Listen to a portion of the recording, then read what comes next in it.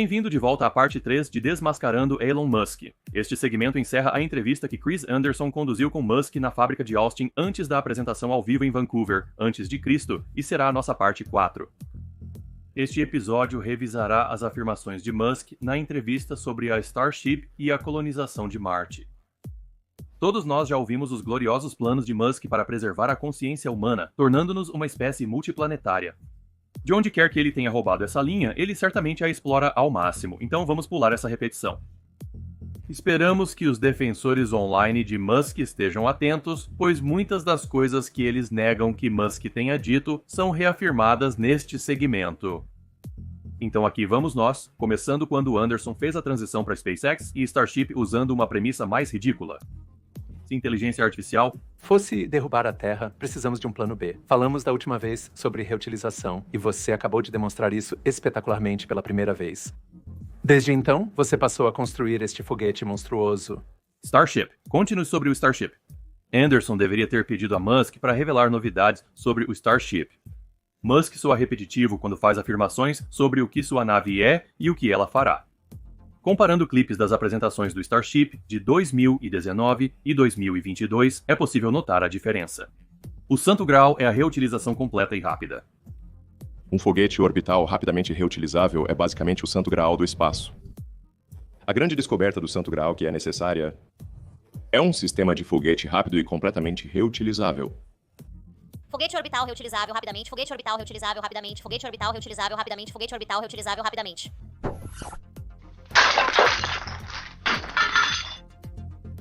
Com o Starship, recuperaremos tudo, recuperando-o de forma que possa ser reutilizado de imediato. Com o Falcon 9, ainda é necessário fazer reformas. Já com o Starship, o objetivo é o reuso imediato. Você apenas recarrega os propelentes e vai novamente. Após a apresentação de Musk em 10 de fevereiro em Boca Chica, ele afirma que o Starship pousará, será reabastecido e decolará novamente sem necessidade de reformas, bastando apenas reabastecer e decolar. Neste caso, Musk está se referindo especificamente à nave Starship, classificada para transporte humano, não ao impulsionador superpesado. E isso torna essa afirmação ainda mais ridícula? Não acreditamos que este veículo seja capaz de decolar, retornar à plataforma e partir novamente após reabastecer os tanques de propulsão. Abordamos tudo isso no episódio Atualização da Nave Estelar 2022, incluindo o tempo estimado apenas para reabastecer a nave com propelente. Porém, se houver um engenheiro de foguetes credenciado, disposto a arriscar sua reputação profissional, defendendo essa afirmação insana de Musk, entre em contato e conversaremos longamente sobre isso. Passando para a próxima afirmação. E o principal design é levar mais de 100 pessoas por vez, além de um monte de coisas que elas precisam para Marte.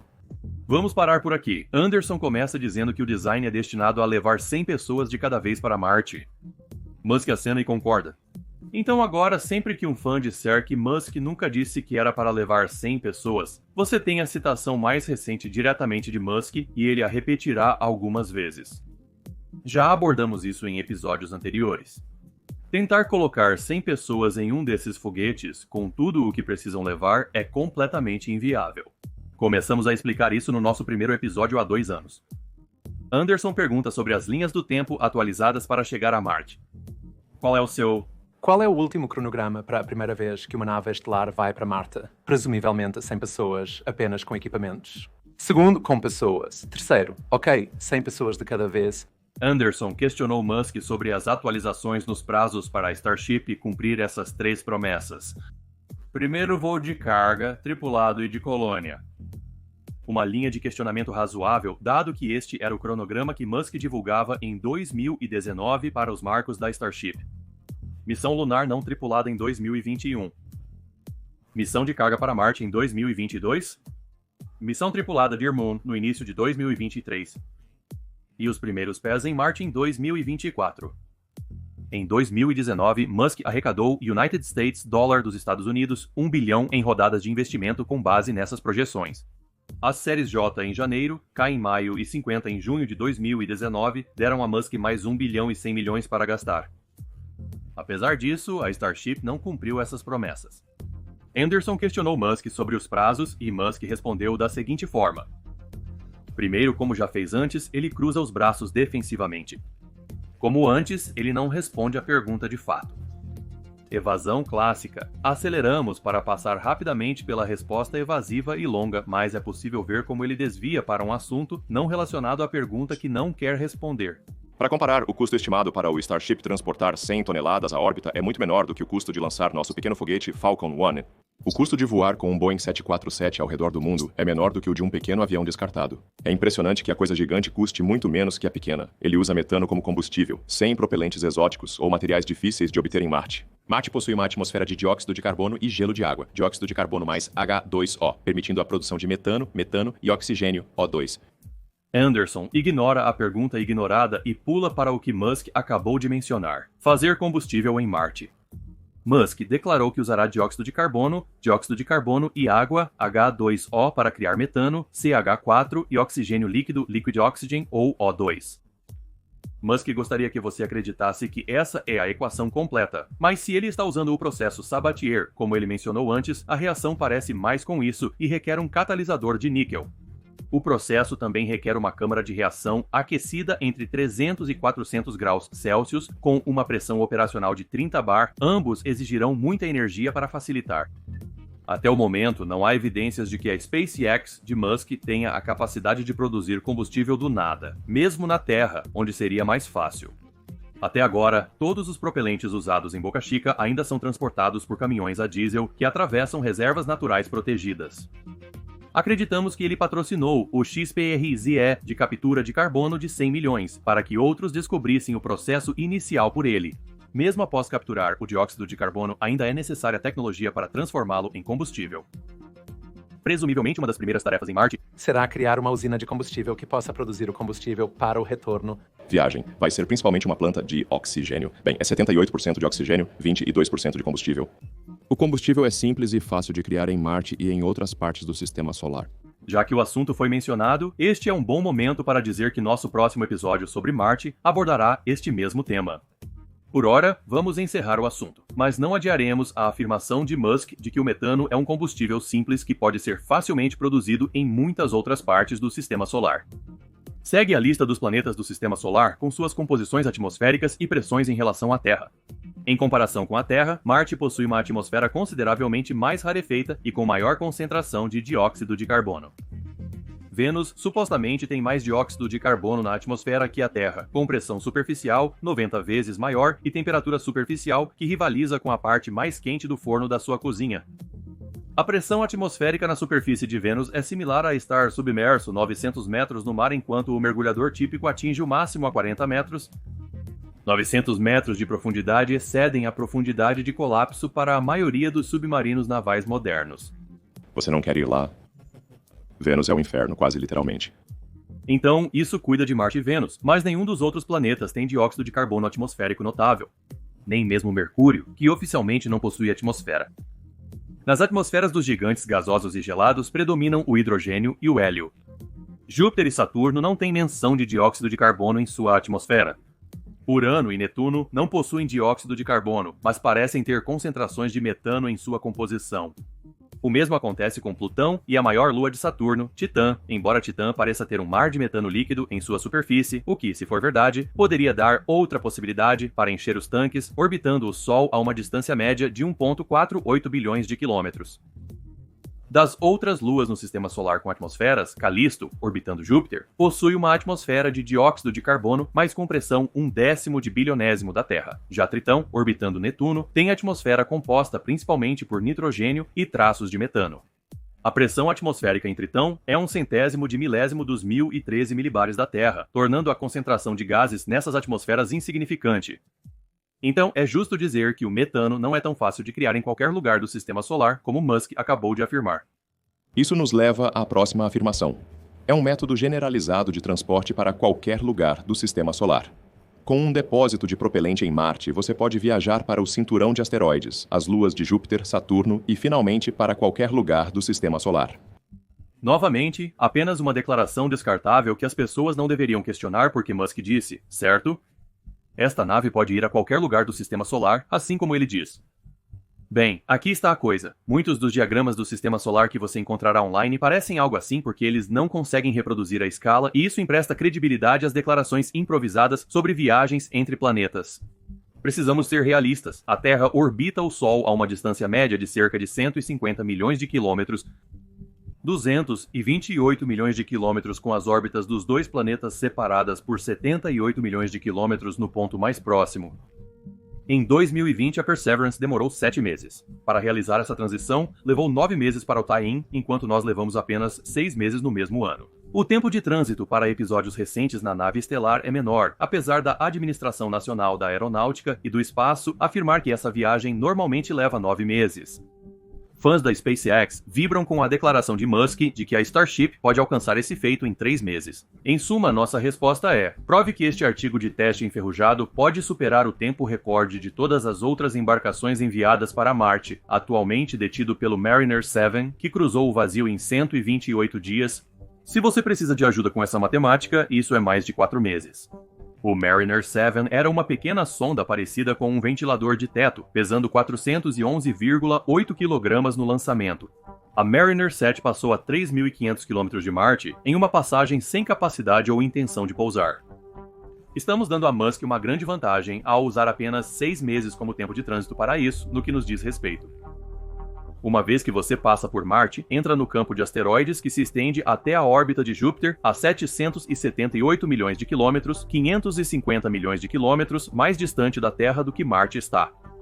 Levou 5 anos para Juno chegar a Júpiter. Galileu fez isso em 6, mas Starship, se levarmos 6 meses para transferir órbitas da Terra para Marte, levaria 8 vezes mais tempo, 4 anos, para ir da Terra a Júpiter se os planetas estiverem em sua aproximação mais próxima.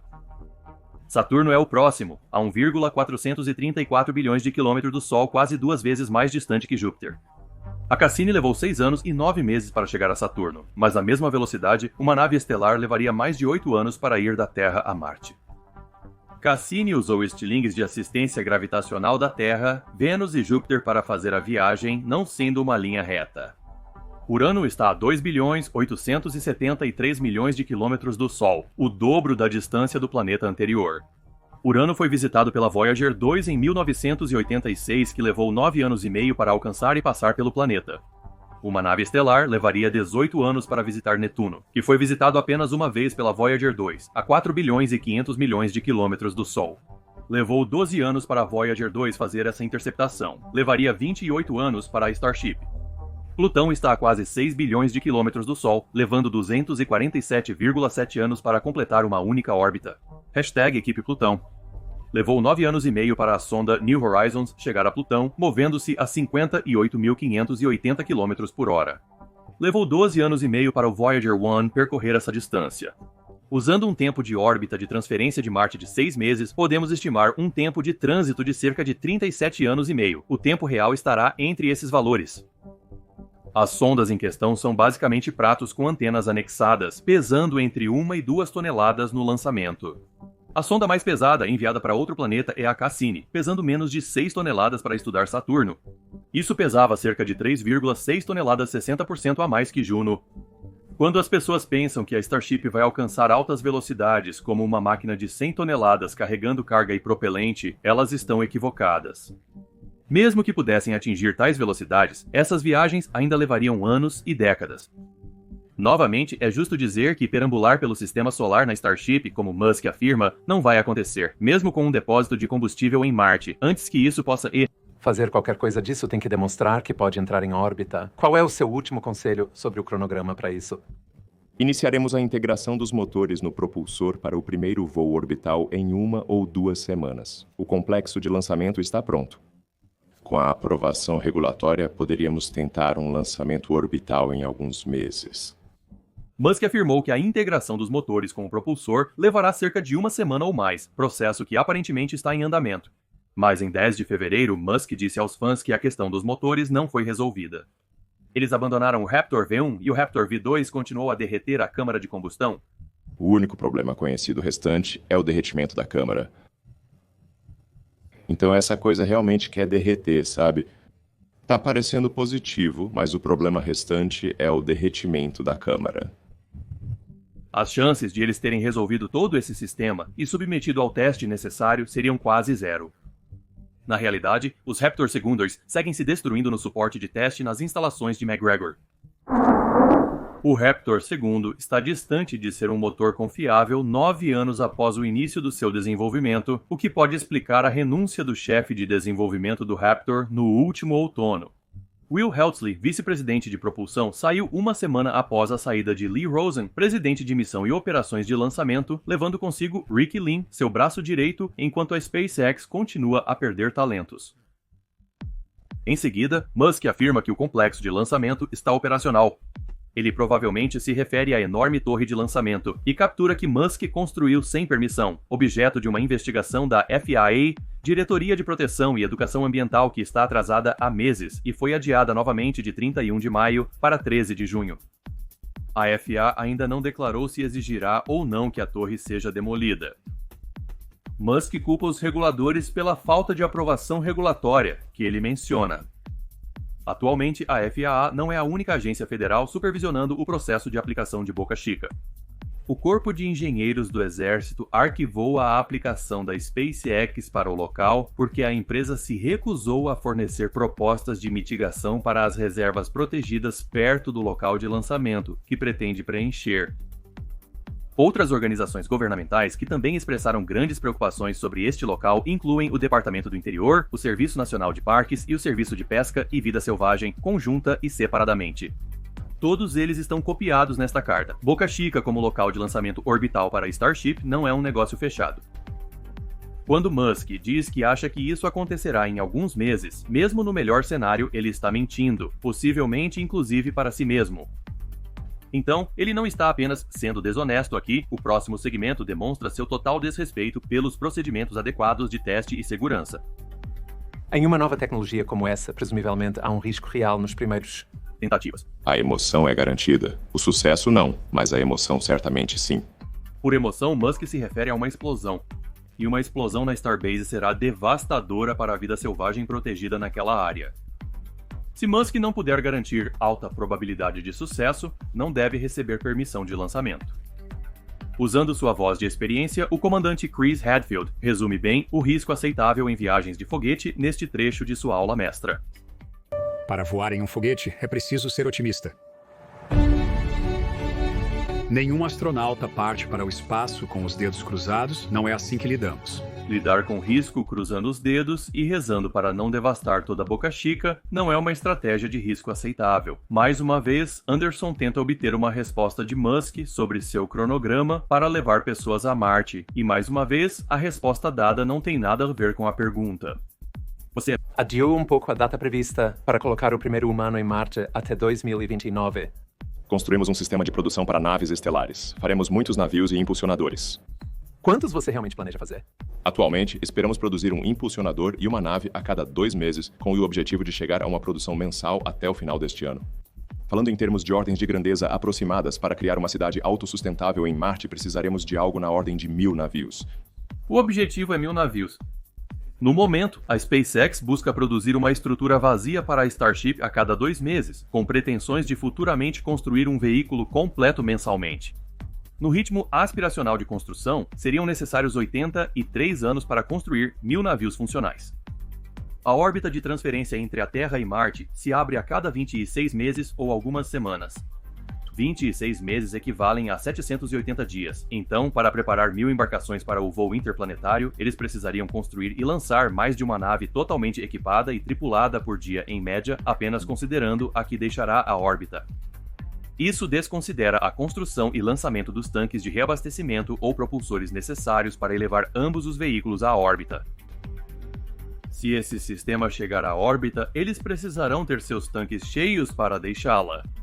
Segundo Musk, cada nave estelar com destino a Marte necessitará de 6 a 10 tanques de reabastecimento, a depender da entrevista considerada. Segundo o relatório da Government Accountability Office, de 21 de julho de 2021, a missão Artemis Human Landing System precisará de 16 lançamentos de acordo com o quadro de evidências da Blue Origin. Então vamos lançar 10 tanques para avançarmos até o centro do campo. Visualize uma nave estelar com 100 pessoas e seus pertences sendo montada em seu superpesado impulsionador para a órbita. Essa nave precisará de 10 tanques com seus próprios impulsionadores superpesados para interceptá-la em órbita. Portanto, para cada embarcação tripulada, o número de lançamentos é contabilizado independentemente da reutilização dos veículos. Novamente, isso é para uma única nave. Musk está afirmando cerca de 1.000 embarcações tripuladas por janela, então 1.000 vezes esse número de lançamentos a cada 26 meses. O conceito inteiro cheira a delírio, mas a próxima parte afunda ainda mais no ridículo. Isso... A imagem que você tem em mente é de que há basicamente uma janela de 2 anos? Você estava imaginando que, durante os anos 30, a cada par de anos, 1.000 naves estelares decolam, cada uma contendo 100 ou mais pessoas. Essa imagem é simplesmente impressionante para mim. Essa sensação dessa armada de humanos indo... Como em Battlestar Galactica, a frota parte. Talvez o motivo pelo qual essa imagem é tão impressionante, Chris, é porque a matemática não faz sentido. No episódio 3, calculamos o custo para estacionar 3 navios por dia em órbita por 26 meses, usando 2.340 navios por janela de transferência. Usamos 2.340 porque Musk disse anteriormente em notícias que lançaria 3 navios tripulados diariamente. Para essa contagem, vamos nos ater aos 1.000 navios por janela mencionados, ajustando os números de acordo. Lançando 3 navios por dia, cada um transportando 100 pessoas, levará 334 dias consecutivos se não houver atrasos, contratempos ou rudes. No primeiro dia, 3 navios sobem, cada um com 100 pessoas, totalizando 300 dias de tripulação em órbita. A tripulação 333 dias antes de partir para Marte. No segundo dia, mais 3 tripulações sobem e aguardam por 332 dias. Atualmente temos 6 navios em órbita, somando 600 dias de tripulação hoje aos 300 do dia anterior. No dia seguinte, mais 3 navios, mais 300 pessoas, agora totalizando 1.800 dias de tripulação desde que o processo começou. No 334º dia, quando o último navio se junta à armada, de frente para trás, esses navios colônia terão acumulado um total de 16.783.300 dias de tripulação em órbita. De acordo com a Administração Nacional da Aeronáutica e do Espaço, os colonos terão comido 3 refeições diárias, consumindo 0,83 kg de comida por refeição, assim como os astronautas a bordo da Estação Espacial Internacional. Cada refeição enviada para a órbita nos transportes atuais custa cerca de $18.300, considerando o custo de $10.000 por libra ou $22.000 por quilo. Antes que alguém reclame nos comentários sobre usarmos $10.000 por libra para levar material à órbita, saiba que você será completamente ignorado. Eis o motivo. Os Muskrats acreditam que Musk diminuiu muito o custo para a órbita ao levar materiais para a Estação Espacial Internacional com os Falcon 9 e as cápsulas Dragon. Contudo, é comum compararem as tarifas de carga do Dragon com o ônibus espacial, o que é uma comparação injusta, pois o ônibus era uma nave tripulada que também transportava suprimentos frescos junto com a equipe. O Crew Dragon seria uma comparação melhor, e a SpaceX cobra da Administração Nacional da Aeronáutica e do Espaço 55 milhões por assento, um assento ocupado por um astronauta provavelmente pesando menos de 200 libras, cerca de 100 quilos, o que é mais de $275.000 por libra, ou cerca de $605.000 por quilo, então se você quer jogar esse jogo, você perde. Como o número da Administração Nacional da Aeronáutica e do Espaço é real e publicado por mais de uma fonte, e os números da Starship são especulativos, estamos nos atendo ao número conhecido, goste você ou não. Novamente, se você acha que Musk pode reduzir significativamente esse número com a Starship, prove isso. Pegando o número da Administração Nacional da Aeronáutica e do Espaço e aplicando-o às refeições consumidas por dia de tripulação, passado em órbita, esperando a fila do comboio, chegamos a uma conta logística pré-partida de $921.403.170.000 apenas para levar essa comida para a órbita, uma média de $921.000 por colonizador antes mesmo de partirem para Marte. Depois que eles deixam a órbita como uma armada coletiva, esses 100 mil colonizadores vão comer mais $55.000 em comida por dia, trazendo uma conta diária de supermercado de 5 bilhões e meio. E se Musk cumprir sua promessa de reduzir esse preço em uma ordem de magnitude, ainda serão $550 milhões em comida por dia. O que nos leva à próxima afirmação feita. Você acredita que pode ser financiado por pessoas gastando talvez algumas centenas de milhares em um bilhete? Esse preço está por volta de onde tem estado. O que é necessário para construir uma cidade autossustentável? Pessoas que querem e podem pagar para ir, ou conseguir patrocínio, pois os governos também devem financiar e as pessoas podem pegar empréstimos. Se a mudança para Marte custar $100.000, quase qualquer pessoa poderá ir se quiser. Queremos torná-lo acessível a todos os interessados. Musk não está lidando com a realidade se ele acha que $100.000 por pessoa vão cobrir a conta. Isso não cobrirá as compras de supermercado. Na verdade, nem mesmo cobrirá o custo da nave. Para detalhar, isso não cobrirá o custo dos motores de foguete que planejam usar na nave. Agora, sabemos que cada Raptor custa à SpaceX entre 2 e 2 milhões e meio de dólares. A meta aspiracional por unidade é reduzir o custo para 250 mil dólares cada. Starship, o estágio superior, tem planejado 3 Raptors ao nível do mar e 3 Raptors a vácuo. O superimpulsionador pesado supostamente terá até 33 Raptors, totalizando 39 Raptors por unidade combinada. A 2 milhões por Raptor, você está olhando para 78 milhões de dólares apenas em motores de foguete. Isso não conta o resto da nave. Comparado aos 10 milhões de dólares que eles arrecadariam em tarifas de trânsito a 100 mil dólares cada, a matemática deles está completamente errada. Se reduzirem o custo para United States, dólar dos Estados Unidos, 250 mil por Raptor ainda serão United States, dólar dos Estados Unidos, 9,75 milhões para os motores de foguete, deixando pouco para construir uma nave para 100 pessoas e o enorme impulsionador necessário. Se você acha que os motores são caros, veja o preço do vaso sanitário espacial. Supondo que a Starship instale vasos sanitários como os da Estação Espacial Internacional, digamos 4 unidades para acomodar as 100 pessoas a bordo, a 23 milhões por unidade, eles estão olhando para quase 100 milhões apenas para vasos sanitários ou 10 vezes o que eles coletariam em tarifas de trânsito a 100 mil dólares cada. Em seguida, Musk faz o pitch de vendas para ir a Marte. O discurso de vendas para ir a Marte é que vai ser apertado, perigoso, difícil, muito trabalho duro. Você pode morrer. Esse é o discurso de vendas. Será glorioso. As palavras da entrevista do XPRIZE e da apresentação de 10 de fevereiro são idênticas. Mas isso difere muito de como ele iniciou a promoção de viagens a Marte. No Manifesto de Marte de 2017 e no artigo Tornando os Humanos uma Espécie Multiplanetária, ele prometeu jogos em gravidade zero, salas de aula, teatro ao vivo e cabines pessoais para uma experiência como um cruzeiro de carnaval. Mas agora vai ser apertado, difícil, e alguns de vocês podem morrer, mas é um sacrifício que estou disposto a fazer. A seguir, Anderson faz essa pergunta. Com essa taxa de lançamento, em mais de 2 décadas, seria possível levar 1 milhão de pessoas para Marte? Em 20 anos, 1 milhão de pessoas estarão em Marte. Vamos conferir os números. Anderson perguntou antes sobre o novo cronograma de Musk com as seguintes etapas. Primeiro apenas equipamentos, depois os primeiros humanos, então 100 pessoas de cada vez. Cada etapa terá que ser realizada com um intervalo mínimo de 26 meses. Segue o cronograma para as próximas órbitas de transferência e retorno a Marte. Temos uma chegando em agosto, setembro deste ano. Não há chance dele conseguir organizar isso a tempo. A janela de 2024 será realisticamente ofuscada por Musk precisando cumprir a recarga orbital e o Artemis Human Landing System, além de cumprir seu contrato atrasado do Dear Moon, tornando 2024 para Marte improvável. Se tudo correr bem e receberem sinal verde para Marte, a janela de novembro de 2026 seria o voo de teste do equipamento.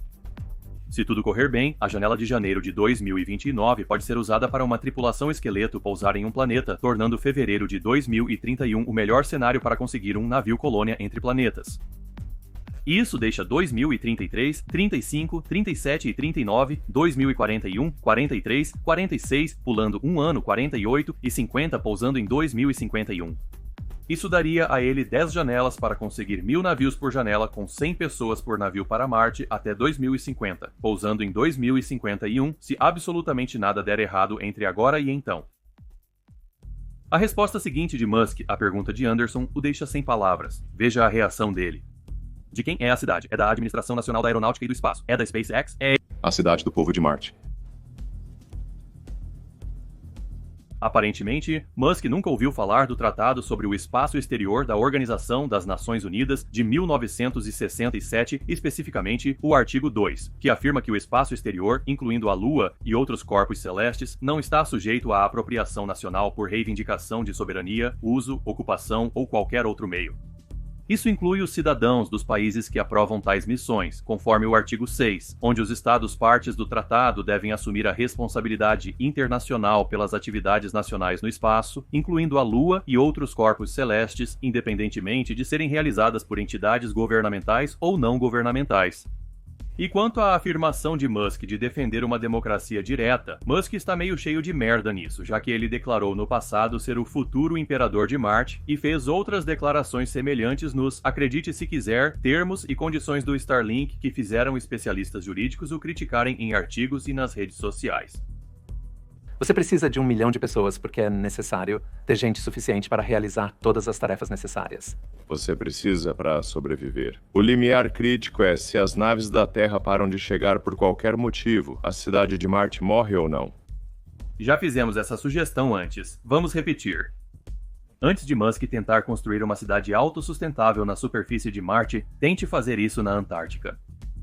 Tente fazer isso no meio do Saara, na Islândia, no Canadá, e escolha qualquer lugar na África. Na verdade, tente fazer isso em qualquer lugar na Terra. Não existe tal coisa como uma cidade autossuficiente, muito menos uma com uma população de 1 milhão de pessoas. Musk não parece perceber que as cidades não se alimentam, elas não se abastecem. A maioria delas nem mesmo se autoabastece, já que as grandes usinas de energia geralmente ficam fora dos limites da cidade. Até hoje, na Terra, não existem cidades autossustentáveis de 1 milhão de pessoas para criar um modelo a ser levado para Marte ou qualquer outro lugar. Os Emirados Árabes Unidos anunciam a construção de uma enorme cidade sob uma cúpula nos arredores de Dubai, sendo o primeiro modelo desse tipo. 1,9 milhões de M2, 140 milhões de dólares, foi proposta para ser a maior cidade de simulação espacial já construída, com o objetivo de fornecer um modelo realista para simular a vida na superfície de Marte. Ela deveria incluir laboratórios para alimentos, energia e água, bem como testes agrícolas e estudos sobre segurança alimentar. A Cidade da Ciência de Marte foi anunciada com orgulho pelo governante de Dubai, Sheikh Mohammed bin Rashid Al Maktoum, e pelo príncipe herdeiro Sheikh Mohammed bin Zayed Al Nahyan, em outubro de 2017. Eles anunciaram novamente em 2018 e em 2020 e novamente em 2021. 5 anos após o primeiro anúncio, esses planos não saíram da fase de renderização Computer Graphics Imagery, e a mesma foto é usada repetidamente ao anunciar que a construção deste modelo começará no próximo ano. A promessa em 2021 era de iniciar as obras em 2022 e ter a operação até 2024 mesmo, sem a certeza de sua localização. Soa muito familiar. Porque as pessoas cresceram com programas e filmes de ficção científica que retratam todos os planetas como sendo um planeta de classe 1000, as pessoas pensam que tudo o que precisam fazer é chegar lá e eles serão capazes de resolver o resto. No espaço dele, isso não é realista. Se o oxigenador ou o recuperador de água quebrarem, vou sufocar ou morrer de sede. Se eles tiverem falhas, eu vou meio que implodir. E se por algum milagre nada disso acontecer, eventualmente vou ficar sem comida. Vulcan, Cronos, Vagra, segundo todos eles são apenas rocha e poeira. De onde vem o ar? O que eles comem, com o que eles constroem, onde está a água? Em uma galáxia distante, Tatooine era uma tigela de poeira, Hoth era um cubo de gelo com poucas formas de vida, sem vegetação, e Coruscant era apenas cidade. No entanto, todos podiam respirar, andar normalmente e não precisavam de trajes de proteção. Pelo menos em Naboo, eles tinham grama, árvores e um ecossistema completamente crível. Há sempre um peixe maior. Dado o quão torturada a Terra está agora, o quanto estamos nos agredindo, alguém deveria estar tentando liderar essas discussões para descobrir o que significa para isso ser o povo de Marte, esta cidade. Bem, eu acho que, no final das contas, isso ficará a cargo do povo de Marte, para decidir como querem repensar a sociedade. Espero que o povo de Marte seja mais esclarecido e não brigue muito entre si. Eu defenderia uma democracia mais direta, com leis curtas o suficiente para serem compreendidas pela população. Musk defende uma democracia direta com leis concisas e compreensíveis para a população. No episódio Colonizando Marte, parte 2, discutimos como acreditamos que a sociedade seria formada em naves interplanetárias e locais de colônia. Você pode ver nossa opinião sobre isso nesse episódio, mas resumindo, não vai depender deles e não vai ser uma democracia. E quanto a outras explorações pelo sistema solar? Então, há um oceano lá, não é? O seu verdadeiro desejo é soltar um submarino dentro... Talvez exista uma civilização de lulas sob a de cefalópodes no gelo de Europa. Seria bem interessante. Quer dizer, Elon, se você pudesse levar um submarino para a Europa e víssemos fotos disso sendo devorado por uma lula... Isso seria... Honestamente, esse seria o momento mais feliz da minha vida. Este é um ótimo exemplo de trazer algo para a conversa, fingindo que tem algo a ver com Musk e depois fingindo que foi ideia dele. O conceito de lançar um submarino através do gelo de Europa em um oceano líquido abaixo existe desde que foi postulado pela primeira vez em 1979, descrevendo a superfície dessa lua. Telescópios terrestres, espaciais e a nave Galileu forneceram dados indicando que isso pode ser o caso, mas ninguém sabe ao certo, e a missão Galileu em torno de Europa durou de 1997 a 1999, então esses dados já têm 23 anos. Eles têm quase certeza de que Europa é um gigantesco mundo de água congelada, mas também estavam certos o suficiente há pouco tempo que a Administração Nacional da Aeronáutica e do Espaço anunciou que havia encontrado vida nas nuvens de ácido sulfúrico de Vênus. Então, até que haja botas no chão ou um submarino na água, ninguém vai saber ao certo quão espesso é o gelo ou quão profunda é a água. Suponhamos que a estimativa da Administração Nacional da Aeronáutica e do Espaço seja precisa e que um oceano de 60 a 100 km de profundidade esteja coberto por uma camada de gelo de 15 a 25 km de espessura. Quando a água é encontrada em outro mundo, surge a esperança de que possa haver vida. É inegável que o primeiro contato com vida extraterrestre será um dos maiores marcos históricos. Mas como Europa, uma das luas jovianas de Júpiter, é banhada por níveis extremos de radiação, há muito pouca chance de os humanos visitarem essa lua para verificar qualquer descoberta. Com 5.4 sieverts, uma exposição de 540 rem por dia, isso é 1.800 vezes a dose anual experimentada por um humano na Terra. Níveis letais de radiação. Portanto, ao ver apresentações como esta, é certo que todos na nave estão mortos. Retornando ao conceito de submarino, a Administração Nacional da Aeronáutica e do Espaço e seu parceiro Jet Propulsion Laboratory têm trabalhado nisso. A máquina deles é chamada Buoyant Rover for Under Ice Exploration, não um dos melhores acrônimos deles, que significa Buoyant Rover for Under Ice Exploration, projetado para rastejar na parte inferior de uma camada de gelo e observar a água abaixo. Isso não é um pensamento aleatório, ou Computer Graphics Imagery. Isso já existe e está sendo testado com sucesso no Alasca e na Antártica.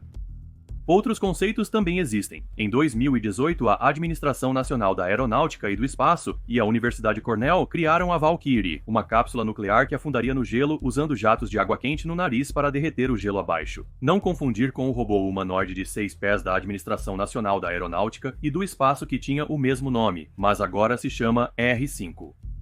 O R-5 foi projetado e construído pela Diretoria de Engenharia do Centro Espacial Johnson para competir nas provas do Desafio de Robótica Agência de Projetos de Pesquisa Avançada de Defesa de 2013. Será que foi de lá que Musk tirou a ideia para o seu robô sexual? Se Chris acha que Musk será responsável por lançar um submarino sob o gelo de Europa, ele deve começar logo, pois outros conceitos para submarinos em luas geladas já existem há muito tempo. Você já acordou com medo de que vai haver esse momento Hindenburg para a SpaceX? Nós temos Tido muitos momentos Hindenburg. Bem, nunca tivemos momentos Hindenburg com pessoas, o que é muito importante. Explodimos muitos foguetes. Há compilações online montadas por nós e outros, mostrando que foguetes são difíceis. É assustador ver a facilidade com que Musk descarta um evento potencialmente desastroso. Como ele afirmou, a SpaceX já explodiu mais veículos do que qualquer outra empresa espacial que desenvolve foguetes orbitais. Porém, as explosões em Boca Chica, até agora, envolveram apenas tanques de propelente parcialmente cheios ou quase vazios. Apesar de espetaculares, essas foram minúsculas comparadas ao que está por vir. Uma nave estelar carregada se despedaçando na plataforma causará uma explosão maior do que qualquer coisa já vista. Usando o Hindenburg como paralelo, em 1937, seu desastre matou instantaneamente toda a indústria de dirigíveis.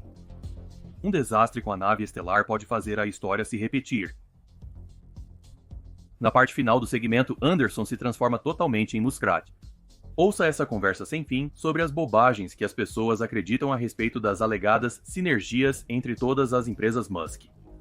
Reflita sobre a imensa diversidade de coisas com as quais você se envolve. Eu continuo vendo sinergias, para usar uma palavra horrível, entre elas. Os robôs que você está construindo na Tesla poderiam ser bastante úteis em Marte, fazendo alguns dos trabalhos perigosos e assim por diante. É possível que uma cidade em Marte precise de 500 mil de pessoas e 500 mil de robôs, em vez de 1 milhão de pessoas. Talvez a Boring Company possa desempenhar um papel ajudando a criar alguns dos espaços de habitação subterrâneos que você pode precisar. Parece que uma parceria entre a Boring Company e a Tesla poderia oferecer um negócio incrível para uma cidade ao dizer: nós criaremos para você uma rede 3D de túneis habitada por táxis robôs que oferecerão transporte rápido e de baixo custo para qualquer um. Quinn Shotwell afirmou que, até 2028, a Starship permitirá transporte de cidade para cidade no planeta. Terra. A maneira mais rápida de ir de um lugar a outro, se for uma longa distância, é um foguete. É basicamente um míssil balístico intercontinental. Por ser um míssil balístico intercontinental, provavelmente precisa pousar em alto mar. Por que não ter um túnel que então se conecta à cidade? E Neuralink, Quero dizer, se você vai para Marte, ter uma conexão telepática com os entes queridos em casa, mesmo se... houver um tempo. Estes não são destinados a serem conectados a propósito. Certamente poderia haver algumas sinergias, sim. É perturbador ver Anderson imerso em um mundo de ilusões onde a realidade se torna irrelevante. Poderíamos facilmente gastar mais uma hora apenas analisando o último minuto do que ele disse. Se você achou excessiva a bajulação durante a entrevista pré-gravada com Austin, prepare-se, pois ainda não viu nada. O segmento ao vivo de Vancouver, Antes de Cristo, está por vir, sendo um culto de adoração de outro nível. Isso virá na parte 4.